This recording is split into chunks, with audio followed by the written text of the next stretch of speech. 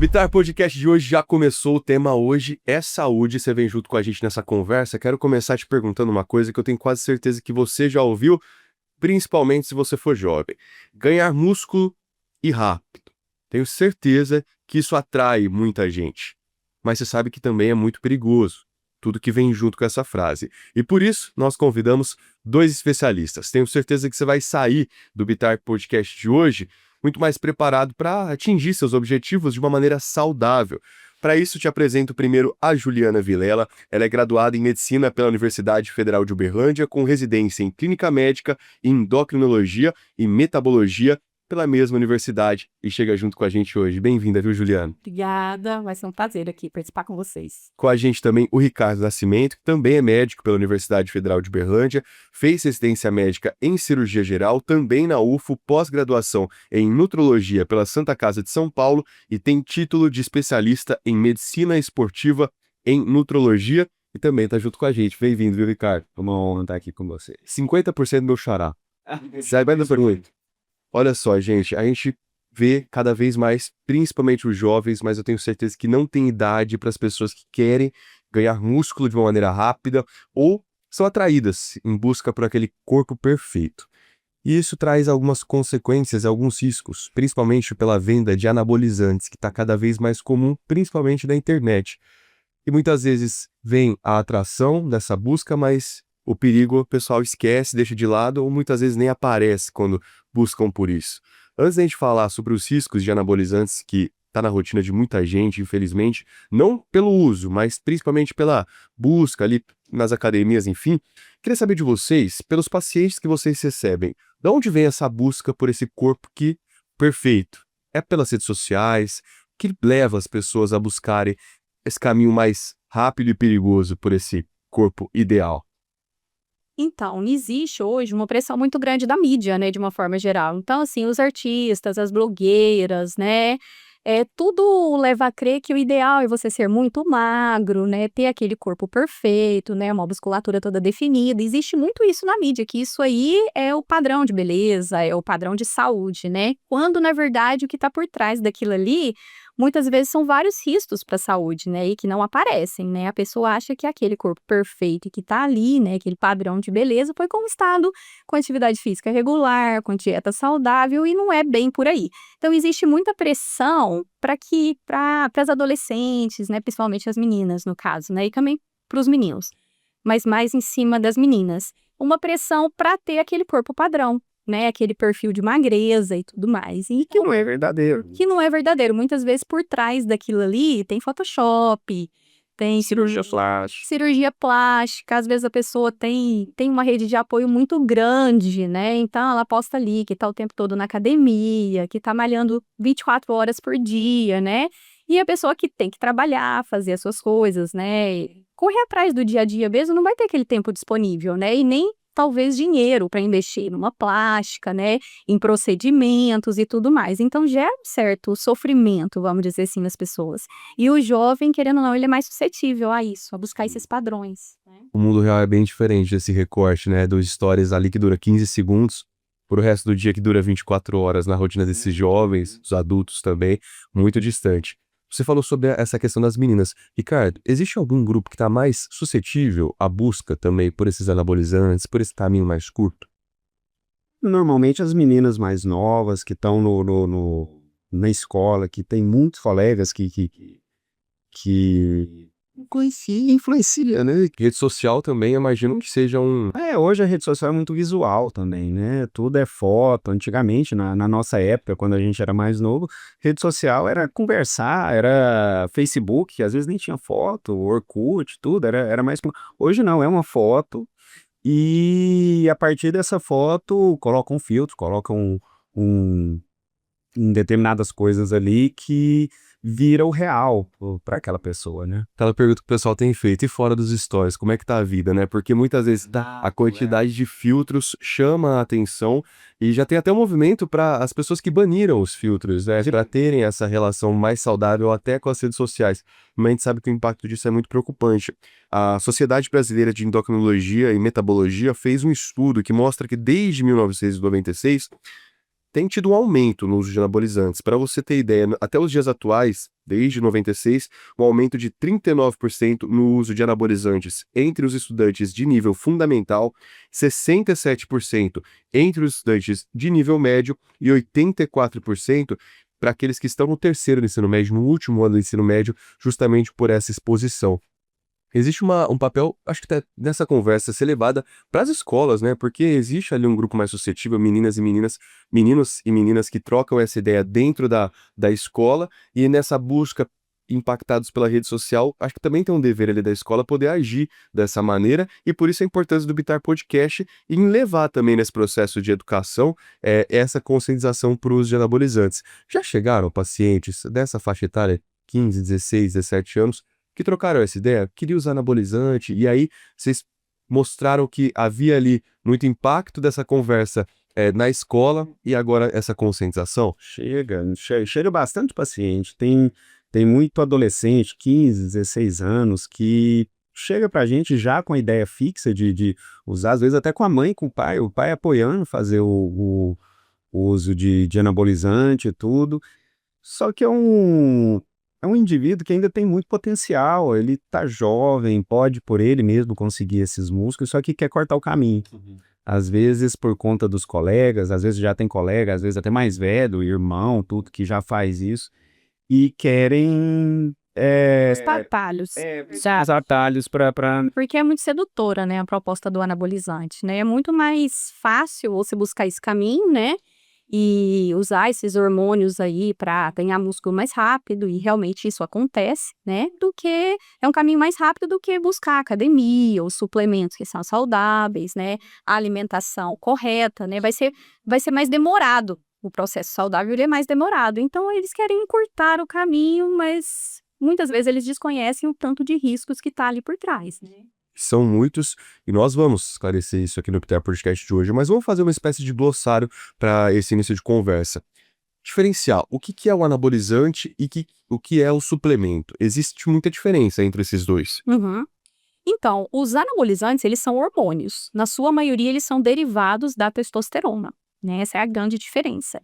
Agora, os suplementos, eles podem incluir aí polivitamínicos, o whey protein, que é a proteína do leite de vaca, a creatina, que é uma substância que nós produzimos no nosso corpo e você pode adquirir através de cápsulas numa dose maior também, né? Com os suplementos, de uma certa forma, eles são saudáveis e podem ser usados desde que tenha a indicação correta, desde que seja prescrito pelo médico e acompanhado. Agora, os hormônios com finalidade estética, para ganho de massa muscular, melhora de performance esportiva, isso é condenado. Lembrando que tem suplemento que às vezes não faz bem também. Tem suplemento que é passado como hormônio, tem hormônio que é passado como suplemento. Existe uma certa confusão também nisso daí, né? Muitas vezes o paciente acha que está usando um suplemento, ele é vendido como um suplemento, né? Ou prescrito, né? De uma forma que ele entende que é um suplemento e, na verdade, ele está usando hormônios. Isso acontece também, mas a definição básica é: anabolizante é hormônio. Né? E os suplementos, em tese, seriam outras substâncias que, em doses corretas, não trariam esses efeitos que os anabolizantes trazem. E existe algum anabolizante que seja saudável ou todos eles trazem risco para a saúde? Não existe anabolizante saudável quando usado com essa finalidade, para ganho de performance, para ganho de massa magra. Isso não existe. Não tem uma dose mínima que eu possa dizer. Finalidade estética. Isso, com finalidade estética, que você pode usar, que não vai ter problemas, que eu te garanto que não vai ter consequências lá na frente. Às vezes o efeito colateral nem aparece ali no momento, ele pode aparecer anos depois. Então não existe segurança de nenhuma dose de anabolizante com essa finalidade, não existe nenhum protocolo, que é muito falado por aí. Não, vou fazer um protocolo com acompanhamento médico, vou usar anabolizante sob supervisão médica. Isso não existe. Não tem embasamento científico algum para a gente fazer isso. Inclusive foi proibido, né, pelo Conselho Federal de Medicina, há alguns anos atrás, essa proibição para o uso estético desses anabolizantes, até com prescrição médica. Isso aconteceu, eu imagino, pela quantidade de riscos, né, que isso tem causado. Sim. Dá para citar quais são os principais riscos com o uso de anabolizantes, principalmente a longo prazo, que o corpo vai sentindo, vai demonstrando?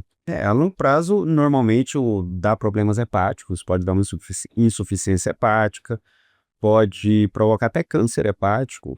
uma hepatite medicamentosa, pode, no menino, no jovem, no homem em geral, né? Pode provocar infertilidade, hipogonadismo, ginecomastia também, né? Isso, a ginecomastia é o crescimento da mama do homem, né? Isso. O hipogonadismo é uma alteração da função dos testículos, com queda na produção natural da testosterona endógena, né? Da própria testosterona dele. Sim. Tem riscos também cardiovasculares. Cardiovasculares, infarto, uma arritmia. Essa insuficiência hepática, no caso, seria um problema no rim? Não. No fígado. Insuficiência hepática é um problema grave no fígado que pode até, inclusive, levar à morte. E ele tem as alterações psicológicas, né? Sim, as alterações psicológicas são muito importantes. A gente observa muito isso na prática, né? Aumento de irritabilidade, agressividade, até depressão, quadros de suicídio nesses jovens que estão em uso de anabolizantes. Existe já até uma relação com aumento de violência, criminalidade. Então, assim, essa parte psicológica também é muito afetada. Eu imagino que é uma responsabilidade grande das pessoas que estão próximas a essas pessoas que querem encurtar esse caminho para que estejam atentas a essas situações, porque não só para a pessoa, né, esse risco, mas até para esse convívio é importante que esse pessoal esteja atento. Vocês falaram sobre esses riscos. Geralmente, eles começam a aparecer depois de quanto tempo de uso? Então, não existe um tempo certo, né? Na verdade, o paciente às vezes usa e o efeito colateral não aparece, ele tem a impressão de que ele está seguro. Mas não é previsível quando o efeito colateral vai aparecer. Então, ele pode aparecer meses depois, ele pode aparecer anos depois ele pode até já ter interrompido o uso quando o efeito colateral aparece lá na frente, por exemplo, a infertilidade. É comum o paciente jovem que usa o anabolizante por um tempo e ele para de usar, e parece que está tudo bem, aparentemente está tudo bem. Lá na frente, quando existe a tentativa de ter filhos e tudo mais, quando ele se preocupa com isso daí, ele descobre um quadro, por exemplo, de infertilidade. Então, nada é previsível. Muito grave, então, né? A situação que preocupa diante desse aspecto. Para aqueles adolescentes que, principalmente, querem buscar, acha que tem relação esse corpo estético com uma vida saudável. Qual que é o primeiro passo para quem quer chegar nesse corpo estético e para muita gente é o objetivo, de uma maneira saudável? E eu imagino que uma das palavras-chave seja tempo, né? Seja essa paciência e de buscar isso com calma. O primeiro passo é buscar uma ajuda médica? Perfeito. É uma ajuda médica, uma ajuda nutricional também, não tentar fazer as coisas sozinho. Um educador físico, inclusive, eu sempre oriento musculação desde mais novo, é possível fazer, desde que seja acompanhado. Não dá, um jovem não tem a maturidade suficiente para identificar os exercícios, identificar as possibilidades de lesões, tudo. Então, sempre que vai fazer, é até benéfico para o crescimento, é benéfico para emagrecer, para outros problemas de saúde, mas precisa ser organizado, precisa estar bem orientado, bem supervisionado, para evitar lesões, evitar fazer exercício de forma incorreta. Eu acho que é por aí mesmo. É assim, é importante que o jovem realmente busque esse estilo de vida saudável, né? Desde a infância, na verdade. É importante que os pais estimulem isso daí, atividade física desde criança. Isso vai ser muito importante para o crescimento, né? A questão do educador físico, se possível, é muito interessante, até para conscientizar o jovem, né, que quer fazer musculação, dos benefícios de seguir o caminho correto, né? E é importante até ter uma conversa franca mesmo com esses jovens, com esses adolescentes, por parte do educador físico, dos riscos que ele estará correndo, né, se for buscar esse caminho mais curto aí, né, e incentivar essa conquista a longo prazo, porque o resultado vai ser duradouro, né, ao contrário desse resultado imediato que vem com anabolizante e traz uma série de riscos, né, não é um resultado duradouro, né, é um resultado que vem rápido, mas ele traz muito. Até que o dia que suspendeu o anabolizante, vai perder o resultado que teve na massa magra, né, na massa muscular. E a parte boa de você optar por uma vida saudável, tudo que você aprende durante esse processo, também a pessoa não vive, né? Que é aquela disciplina, você desenvolver essas habilidades que vêm junto com esse processo de uma vida saudável, é muito bacana. Vocês entravam nesse assunto da gente procurar uma ajuda médica, eu acho que é importante até para aquelas pessoas que optam em só mudar o estilo de vida. A gente recebeu, inclusive, uma delas aqui recentemente para um papo sobre alimentação saudável, mudança no comportamento. E no Bitar Podcast a gente gosta de fazer esse merchan, então sempre que puder, acompanha os outros conteúdos do nosso canal, tem muita coisa que vai agregar aí ao longo da sua trajetória. inclusive profissionalmente. Já que a gente entrou nesse aspecto, tanto endocrinologia e a profissão de um nutrólogo pode ser novidade para muita gente. Queria falar um pouquinho da escolha de vocês por esse campo também. Vou começar com a Juliana. Quando a gente olha para a função de endocrinologista, pode ser que não esteja no campo ali de muitos profissionais, quando a gente busca médicos e tudo mais, pode ser novidade para muita gente. Explica um pouquinho o que que é e que área que você atua no bem-estar, no cuidado com a saúde. Então, a especialidade, na verdade, ela se chama endocrinologia e metabologia, né? A endocrinologia é a área que cuida dos hormônios, né? Que são substâncias liberadas por várias glândulas do corpo e que agem em locais distantes de onde elas são liberadas, né? Que são os hormônios. E a metabologia é a área que estuda as reações químicas que acontecem no organismo que garantem o funcionamento normal do corpo, né? A respiração, o funcionamento cerebral e tudo mais. Os batimentos cardíacos, tudo isso daí tem reação química envolvida. Então, é uma área muito complexa, que abrange coisas muito diferentes. A gente cuida das doenças relacionadas às glândulas, por exemplo, as doenças da tireoide, as doenças do pâncreas, que também é uma glândula, as doenças das adrenais, que são duas glândulazinhas que ficam em cima dos rins, que nem são muito conhecidas, mas que existem, são fundamentais, elas produzem hormônios fundamentais para a nossa sobrevivência. A gente estuda a hipófise, que é a glândula mestre de todas as outras, que coordena todas as outras, né? E também estuda essa parte do metabolismo, né?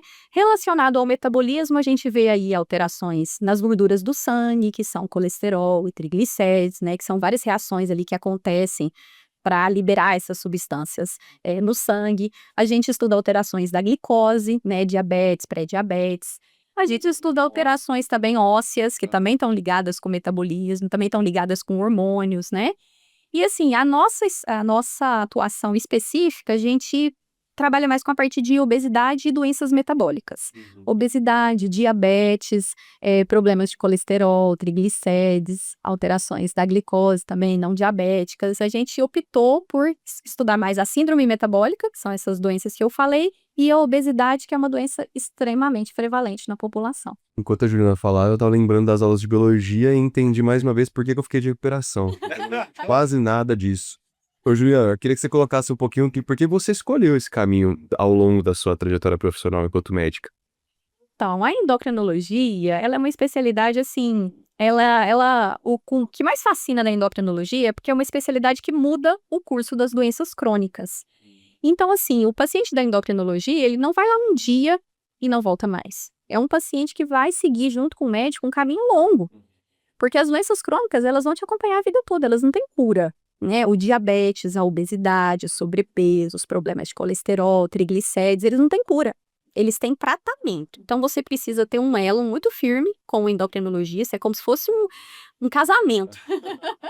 É para a vida toda aquela união, para controlar essas doenças e conviver bem com elas. Então, o que a endocrinologia faz é justamente isso, te ensinar a conviver bem com a sua doença e levar uma vida. E é possível. Sim, levar uma vida com bem-estar, né, com qualidade, né, convivendo com aquela doença que vai estar ali presente o tempo todo, mas que pode ser controlada. Então, é por isso que eu falo que ela muda, a endocrinologia muda o curso da doença. É uma doença que talvez ali iria te trazer um monte de complicações, se não tratada. Quando você trata e acompanha certinho, você vive bem e leva uma vida normal. E nesse complemento também o Ricardo, para falar dessa questão da nutrologia, muitas pessoas ouvem o termo nutrólogo, podem até confundir, não sei, com nutricionista, mas há uma diferença muito grande. Tem uma diferença grande. Eu vejo muito paciente que me procura pensando em nutricionista, acaba aqui, que aparece lá no consultório, mas o nutrólogo é um médico que fez uma especialização para tratar doenças relacionadas à alimentação. A principal delas, que a gente considera, é a obesidade, né? E a gente, como nutrólogo, junto com a endocrinologia, a gente consegue englobar tratar o paciente de uma forma mais completa. E associando ainda a medicina do esporte, a gente consegue também mudar o estilo de vida do paciente, mudar, como a Juliana falou, o curso da doença, o curso da vida da pessoa. A gente consegue reorganizar tudo isso. Eu imagino que seja desafiador e muito complexo, porque eu acho que demanda ainda de outras especialidades. O acompanhamento psicológico se torna fundamental no processo que vocês fazem com esses pacientes, né? Sim, essa convivência com as doenças crônicas nem sempre é fácil. Às vezes o paciente descobre uma doença crônica na infância, na adolescência, tem que ter o envolvimento da família, às vezes existe uma certa negação da doença, rebeldia, principalmente nos jovens, né? Muito na diabetes tipo 1, né? Isso, o diabetes tipo 1, por exemplo, ele aparece na infância, com mais frequência, né, na infância e na adolescência. Então é comum o paciente se revoltar com aquilo, ele precisa usar insulina, é uma coisa que a família tem que se envolver, são injeções diárias, né, às vezes mais de uma aplicação por dia. Então, assim, esse aprendizado, eu falo que você tem que se educar. O paciente que tem uma doença crônica, ele tem que aprender sobre ela para ele viver bem. E é aí que entra a parceria com médicos, para realmente ensinar e o paciente aceitar melhor aquilo ali. E muitos desses pacientes se tornam histórias de inspiração para outros pacientes, né, assim, terem essa referência. Eu falo isso porque eu tenho um caso na minha família, minha prima Maria Eduarda, ela descobriu que ela era celíaca, ela já tinha uns 10, 11 anos, e para ela foi desafiador no começo, mas depois daquele processo que envolveu toda a família, aquela mudança de hábito, de comportamento, hoje ela compartilha muita coisa com outras pessoas e essa troca é muito desafiador, porque quem descobre logo cedo, né, esses tipos de doenças, vai no aniversário, às vezes não pode comer o que quer, vai um problema de lactose, né? E a vontade tem, não tem? E a vontade tem. Às vezes come também, sabe que vai ter a diarreia, sabe que vai ter algum problema ali, mas mesmo assim vai lá e come. Alguma história que vocês tenham de algum paciente que tenha chegado no consultório em busca desse anabolizante, veio com essa ideia muito convicta de que era um caminho possível, e vocês fizeram esse trabalho de convencimento que esse bem-estar é possível, e no final, quando ele começou a ter resultado, por escolhas corretas que ele fez, ele trouxe aquele relato, ó, valeu a pena, muito obrigado. Existe algum paciente nessa trajetória? Existe, não é fácil, porque o uso de hormônio anabolizante é muito tentador. Você vê o resultado aparecer, você vê a massa muscular crescendo, você vê o corpo ficando melhor, mas muita coisa a pessoa não vê. E aí, os efeitos colaterais, principalmente, o problema hepático, tudo, vai surgindo e a pessoa não vê. E no dia a gente precisa suspender. Tudo que ela viu, ela vai começar a perder. E aí a gente tem experiência de paciente que às vezes não quer parar, de paciente que para, mas fica sempre naquela, procura um outro profissional, outra opinião médica, né? Isso aí tem demais, tipo, eu vou nele porque talvez ele autorize eu usar. Negacionista. Exatamente. Então isso tem demais, a gente pega muito paciente nessa. Até acontece esses casos do paciente vir e você, depois de uma longa conversa, conscientização, você tem que expor todos os efeitos colaterais, mostrar para ele, por A mais B, que aquele não é um caminho legal, que você consegue convencer, né? Mas o que tem acontecido é que existem profissionais, inclusive da classe médica, que têm prescrito essas medicações. Apesar de elas serem proibidas pelo Conselho Federal de Medicina, não existe uma fiscalização adequada. Então, muitas vezes o paciente te procura, ele vem com a ideia convicta de que ele quer fazer aquilo, você explica tudo o que pode acontecer. Porque viu nas redes sociais. E muitas vezes ele viu na rede social, existem propagandas disso daí, existem cursos online de final de semana, orientando o médico, seduzindo os médicos mesmo para essa proposta que financeiramente tem um retorno rápido, vamos dizer assim. Então, às vezes o paciente vem, quando ele percebe que você não vai fazer, ele procura outro profissional que faça. Isso é muito complicado, né? Então, eu acho que a gente precisaria melhorar a fiscalização, porque se é algo proibido, tem que ser fiscalizado, os responsáveis por esses cursos online, né, por essa sedução de profissionais de saúde para esse caminho, eu acho que a gente precisaria fiscalizar e punir de uma forma mais rigorosa. Porque, querendo ou não, eles estão trazendo riscos para a saúde das pessoas. E a pessoa, por estar em acompanhamento médico, ela acredita muitas vezes que ela está segura. Confia, né? Ela confia naquilo. Então é muito complicado. Traduzindo, riscos e impactos na sua saúde pode ser o faturamento de alguém. Então fique muito atento a essas escolhas que você tem feito aí e o que realmente vale a pena. Porque, pelo que eu entendi, esteticamente, por fora pode estar tudo ok, pode estar tudo muito bacana. Por dentro, e aí, quando é olhar para o exame mesmo, já aconteceu, né? Daquele paciente que por fora fala, eu levo uma vida ativa, não é nem saudável, mas eu faço atividade física, o que nem sempre vai estar relacionado a ter uma vida saudável. E por fora, esteticamente, pode ser que esteja num corpo ideal, mas quando faz um exame vem uma alteração. Essas principais alterações são onde? Olha, é muito comum às vezes o paciente chegar, te contar que usa o anabolizante há anos, inclusive às vezes ele fala que ele não quer parar, que ele não tem a intenção de parar, porque nunca aconteceu nenhum problema com ele, que ele já ouviu realmente falar, mas tudo bem, ele quer continuar, exatamente. E aí quando você faz os exames, você vê uma série de alterações, né? Você pode ver ali nos exames de sangue, alterações do fígado, você pode ver alterações da hemoglobina, o sangue fica mais concentrado. Então, tem mais risco de trombose, e de distúrbios de coagulação, trombose, embolia e tudo mais. Você pode ver ali também Colesterol. alterações de colesterol e triglicérides também. Que a longo prazo também traz uma série de consequências. Sim, com certeza. Sim, É o risco prazo- de infarto, de um AVC.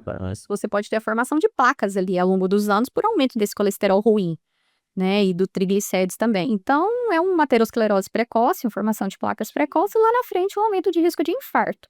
Então, geralmente o que aparece no início são alterações do fígado, da hemoglobina, mostrando que o sangue tem mais predisposição a coagular, e alterações das gorduras no sangue. Existe uma palavrinha também que eu já vi, esteroides. O que seria nesse campo desses suplementos ou anabolizantes, esses esteroides? Na verdade, os esteroides, eles são derivados da testosterona. Eles, na verdade, assim, eles produziram os esteroides na tentativa de fazer derivados da testosterona que tivessem mais poder anabólico, ou seja, que aumentassem mais a massa magra e agissem menos na virilização. Menos E é- efeitos colaterais. Aumento de pelos, né, de barba e tudo mais que os anabolizantes fazem. Então, são alterações da molécula da testosterona para tentar dar um poder maior nela, de ganho de massa magra, de ganho de massa muscular e menos virilização. É uma forma de potencializar a testosterona. Esse é o esteroide anabolizante. Eles também são proibidos? Sim, eles são proibidos. Todos esses derivados da testosterona com finalidade estética, eles são proibidos. Porque até existe o uso legal, vamos dizer assim, o uso que é permitido pelo Conselho Federal de Medicina dos anabolizantes, que é no homem que tem deficiência de produção de testosterona, por exemplo, por uma doença no testículo ou na hipófise, esse homem precisa repor a testosterona. Isso é bem descrito na literatura, isso a gente pode fazer, isso é tranquilo, né? E também para os casos de caquexia, que a gente fala, são doentes muito desnutridos, grandes queimados, por exemplo, que precisam melhorar aquela massa magra que está muito ruim, você pode fazer também. E pessoas em transição de gênero também. Vale reforçar que nenhum desses objetivos são estéticos, né? São cuidados com a saúde para outros fins. Sim, na transição de gêneros também existe respaldo do Ministério da Saúde, do Conselho Federal de Medicina, que os anabolizantes podem ser usados. E é tão preocupante que, mesmo assim, nessas situações, ainda há uma série de riscos que devem ser acompanhados, né? Sim, em todos os casos você precisa acompanhar, porque a ideia nesses casos é trazer os níveis de testosterona para os níveis fisiológicos e não ultrapassar aquilo ali, né? O que os usuários de anabolizantes fazem é o uso de doses 10, 15 vezes maior do que a dose fisiológica. Então, os efeitos colaterais, eles são muito maiores. Eu imagino. E quando a gente fala sobre essas situações, eu imagino que também houve um pouco de preconceito com os suplementos, né? Sim. Diante de tantos esses riscos que são históricos, né? Acho que desde há anos se fala sobre a questão do uso, mas também das consequências, e as pessoas escolhem o caminho a ser seguido diante desse sentido, mas também cresceu muito a procura por esses suplementos. Também o primeiro passo para o uso desses suplementos seria esse acompanhamento médico. Sim, com certeza. A gente precisa fazer um acompanhamento até para indicar o suplemento correto, né? Tem suplementos que, apesar de serem seguros, são seguros até determinada dose. Tem, por exemplo, o próprio whey protein é seguro extremamente. Agora, tem um limite. Você não pode tomar uma quantidade exagerada que pode dar um problema renal, algum problema até hepático pode provocar. Todo suplemento, na verdade, ele tem contraindicações, não é para todo mundo, né? Então, um paciente que tem uma disfunção renal, por exemplo, ele pode até usar algum suplemento, mas com mais cuidado, né? Isso. E então, assim, suplemento não é o que as pessoas pensam também, não. O que vai lá no supermercado, e compra na farmácia, usa do jeito que quer, né? Existem contraindicações, existem doses certas, existem pacientes ideais para usar aquele suplemento, não é qualquer um que pode sair usando. E a palavrinha suplemento já indica que ele é suplemento a algumas outras situações. Muita gente acha que vai algo a mais. Na verdade, o suplemento é para completar uma alimentação que não está 100% legal. Cada um tem uma finalidade também, né? Isso, pode. Além do whey protein, creatina, esses outros, até cafeína para dar aquela energia. Cada um tem uma finalidade, né? Cada um tem uma finalidade, tem uma dose segura. A cafeína é um exemplo. Tem a dose mínima, a dose máxima e a dose grave, né, que pode provocar problema, é muito próximo da dose máxima. Então, a gente precisa dosar em cada um, saber a quantidade que cada um pode tomar daquilo ali. E tem um investimento em cima disso. Então, acho que é ideal que as pessoas busquem desse amparo médico, esse cuidado, para que ela faça o investimento correto, né? E também para que ela aprenda que o suplemento não vai tampar o buraco, né? Não é porque ele tá tomando suplemento que ele não tem que se alimentar de forma correta. Primeiro é a alimentação balanceada, depois, se for necessário, a gente completa. Suplemento não troca uma refeição. E a gente já viu aqui, já falamos sobre isso no BTA Podcast, que alimentação saudável não significa dieta restritiva. Longe disso, né? Principalmente para quem quer adotar esses hábitos saudáveis. Quem dera se a gente tomasse uma vitamina, esses shakes aí, conseguisse manter esse corpo. A gente falou desse corpo ideal, pensando naquela busca pelos anabolizantes e tudo mais, mas aos extremos também. Aquela extrema magreza e também a obesidade. Há também esse cuidado com essas duas situações, principalmente desses mais jovens, né? Tanto quando, qual que é o caminho para ir para essas pessoas também? Olha, na verdade, é mais comum que aconteça o uso de anabolizantes nesses pacientes em extremos de IMC, né, índice de massa corporal. Quando o adolescente é obeso ou o adolescente é muito magro, existe uma tendência a mais bullying, né, uma certa discriminação, no meio em que ele convive ali na própria escola, entre os amigos. Então, existe uma preocupação maior desse adolescente em mudar o corpo de forma mais rápida. Sim. Então, isso é um sinal de alarme. Pacientes que estão em extremo de IMC, eles tendem a buscar dietas muito restritivas, eles tendem, às vezes, a seguir dietas de internet, e o caminho para o uso de anabolizantes acaba sendo Tá se aproximando. se aproxima, é mais fácil nesse grupo, porque é um grupo suscetível. Isso. Corre ainda mais risco. Lidar com os problemas causados já por essa situação junto com as consequências do anabolizante. Sim, sim. São pacientes geralmente extremamente preocupados com... Eles passam, né, a se preocupar de forma exagerada com o corpo. Inclusive, é uma observação dos pais, né, para identificar esses tipos que os filhos estão nisso. É muito importante que os pais fiquem atentos a essa preocupação excessiva dos jovens com o corpo, né? Muito medo de engordar, muita obsessão por dieta saudável, né? Então, proteína, excesso de proteína, tira todo o carboidrato, né? Ou seja, você vê que ele tá buscando ali aumentar a massa magra de alguma forma, né? E ele tá querendo se punir de alguma forma, fazendo dietas muito exageradas, né? Então, isso são sinais de alarmes para os pais ficarem atentos. Esse adolescente, ele é mais suscetível a buscar esse caminho dos anabolizantes. Onde vocês indicam que tanto os pais quanto os adolescentes, enfim, a gente pode buscar conteúdos bacanas sobre esse tema, para quem quer ter essa mudança de comportamento, mudança de hábito. Claro que o resultado não é um problema, o problema seria o caminho para ele. Então, para onde seria, quais conteúdos que vocês indicam? Olha, tem o site da Sociedade Brasileira de Medicina do Esporte e do Exercício, tem bastante material ali. O Bomba Tô Fora, né, que é O Bomba Tô Fora é uma campanha da SBEM, da Sociedade Brasileira de Endocrinologia e Metabologia, que é bem voltada para isso aí, para mostrar os riscos dos anabolizantes. Eu acho que os sites das sociedades médicas são a fonte mais segura que a gente tem hoje. A Sociedade Brasileira de Medicina Esportiva, da Sociedade Brasileira de Endócrino, né? E mais, o nosso Instagram também. É isso aí, já faz o merchan.